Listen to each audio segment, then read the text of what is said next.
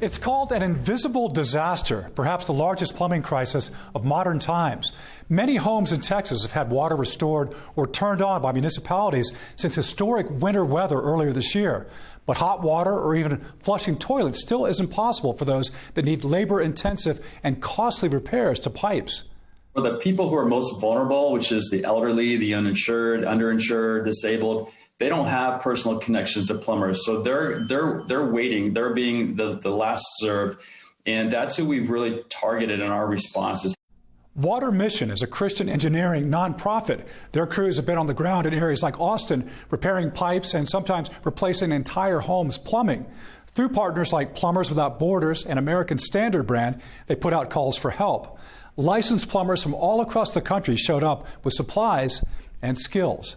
There's a story. There's a woman named Lynn. She's a single mother with 3 kids, and they came in and they just decided to repipe her whole house, and she couldn't afford any of it. All these repairs are absolutely free, and they unclogged her drains. They went far enough to even install new fixtures, and then they gave her money, their own money, to buy a new bed because her bed was damaged. And you're dealing with an area of the country that doesn't really deal with frozen pipes for the most part because of the unusual weather. So you even got folks not that accustomed to having to rip into walls, but you're talking about opening up walls. You're talking about pinpointing, leak problems.